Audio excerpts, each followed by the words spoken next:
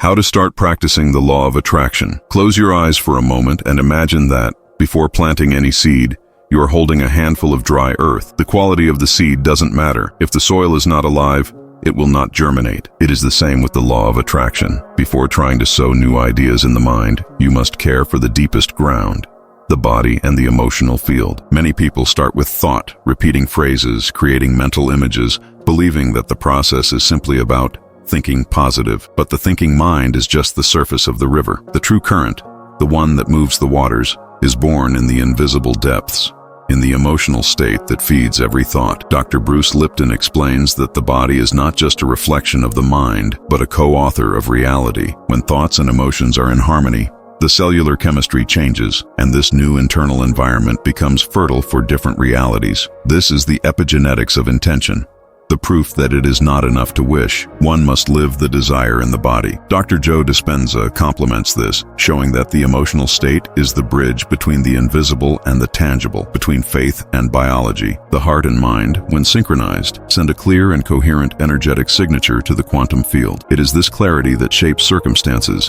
attracting what resonates with it. The most silent mistake many make is trying to attract something that the body still rejects. It's like trying to invite a guest into a house whose doors are locked from the inside. On the outside, everything seems ready. On the inside, the energy says, "I am not prepared." And the field responds to what is felt, not just to what is thought. The body holds memories like the earth holds ancient roots. If these roots still carry fear, frustration, or disbelief, the new seed will find hardened soil. Before planting, one must water, soften, and allow moisture to penetrate. In the inner garden, this means nurturing emotional states that prepare the body to receive. The law of attraction begins then, in the breath that slows, in the shoulder that relaxes, in the heart that finds a calmer rhythm. It begins when the entire body is instructed to feel safety and openness, even before creating any mental image. Because just as in nature, what blossoms outside only exists because first, something blossomed within. The hidden blockage, trying to create the new while living in the old. Imagine someone trying to build a new house on the rubble of the old one,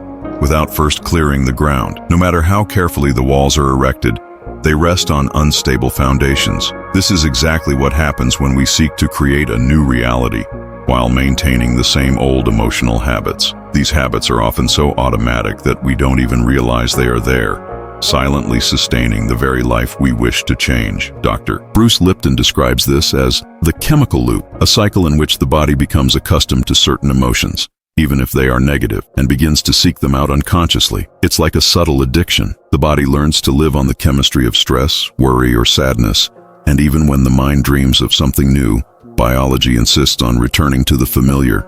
It is the comfort of discomfort, the safety of a pattern we already know how to feel, even if it hurts us. This cycle creates an almost invisible trap. We desire change, but we carry within us the emotional signature of the past, and this signature is like a vibrational address. As long as it remains the same, the quantum field will continue to send us mail destined for the old person who still inhabits our body. It is at this point that consciousness begins to act like a soft light, illuminating previously unseen spaces. We start to notice that certain emotional reactions repeat at the same times, in the same situations, with the same people. It's as if there were an invisible menu of emotions that we consume every day, and without realizing it, we always choose the same dishes. The first step to breaking this blockage is not to force the change, but to recognize the emotional landscape we inhabit. It is to look within and perceive which feelings are served daily to our biology. When this recognition happens, we open the possibility of changing the flavor of what we feel, one small adjustment at a time. Thus, the body begins to understand that it can be nourished by new emotions, preparing itself to sustain the new life we want to build. Creating the new while living in the old is like trying to paint a canvas already laden with dark colors without first cleaning it. The painting might change,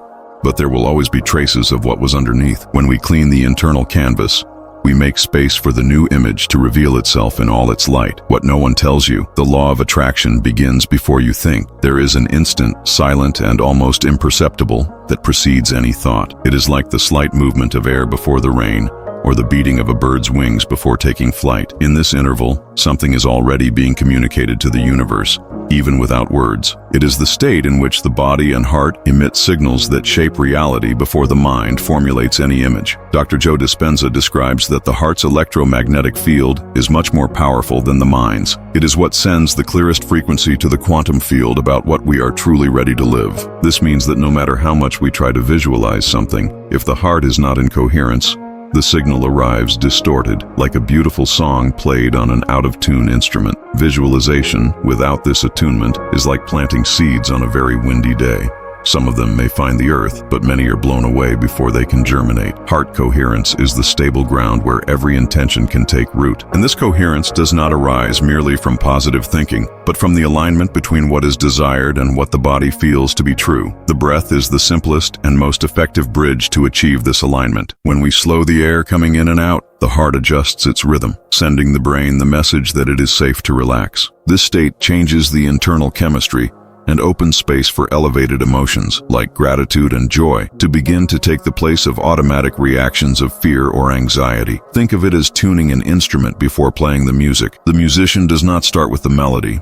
They start by adjusting the tension of the strings, listening to each sound until they find the perfect note. Similarly, before trying to create with the mind, one must adjust the body so that every cell plays in the frequency of what we want to live. When the practice begins in this place, before conscious thought, the visualization becomes clearer, the intention firmer, and the field more receptive. It is as if the universe can hear, without distortion, the exact melody the heart is playing. Breaking expectations. Stop asking. Start rehearsing. There comes a moment when one realizes that to keep asking is, in fact, to keep affirming the absence. It's like knocking insistently on a door that is already ajar, without realizing the way is already clear. This is the break in expectation that changes everything. To stop talking about what one doesn't have, and to start living as if it were already part of one's life. Neville Goddard called this the assumed final state. It is not imagining a desire as something distant, but feeling now what one would feel if it were already real. This is not just a mental change, it is a physical one. The entire body needs to enter the scene,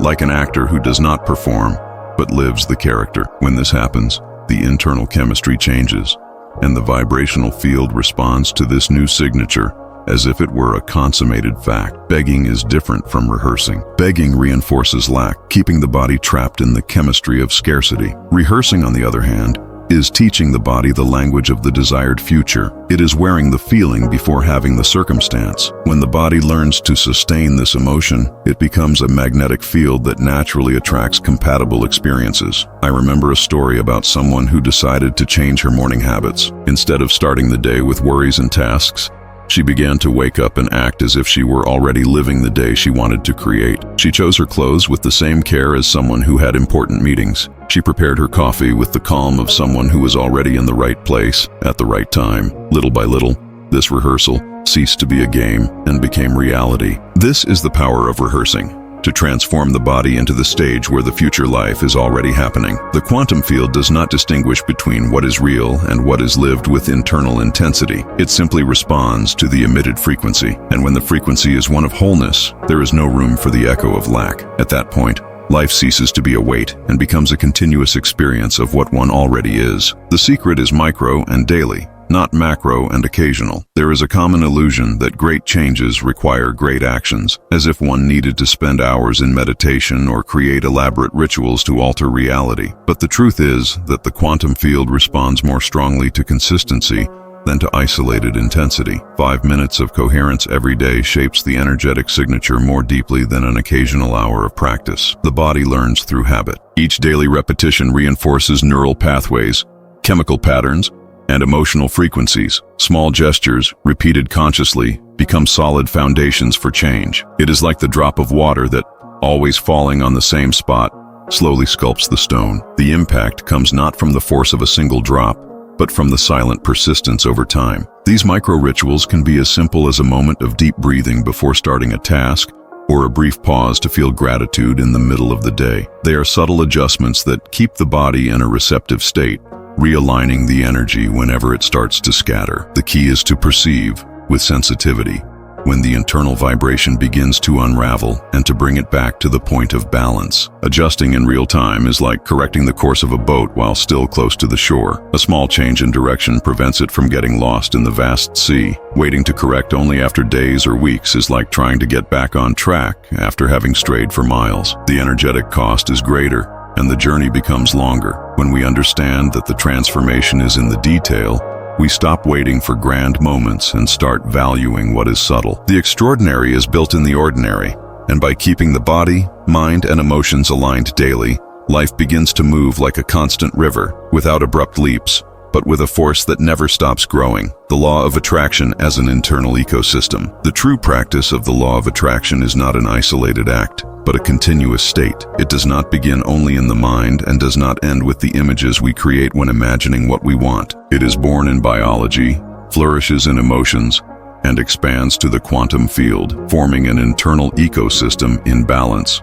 When this ecosystem is healthy, every thought, every gesture, and every breath carries the same frequency, creating a field of coherence that naturally attracts compatible experiences. Dr. Bruce Lipton reminds us that our beliefs shape not only how we perceive the world, but also how our cells behave. Dr. Joe Dispenza complements this, showing that thoughts, emotions, and the body can play together like an internal orchestra. When one instrument is out of tune, be it the anxious mind, the tense body, or emotions stuck in the past, the melody loses its harmony. But when all are aligned, the sound is pure, and the universe responds to this music with precision. Small daily changes are responsible for reconfiguring this energetic signature. It is not about waiting for a transformative event to change everything at once, but about allowing the extraordinary to reveal itself in the simple: a deeper breath, a carefully cultivated thought, a moment of gratitude felt throughout the body. The law of attraction, when lived as a lifestyle, ceases to be about attracting something distant and becomes about activating now the version of yourself that already lives what you desire. It's like putting on an outfit that is already in your closet,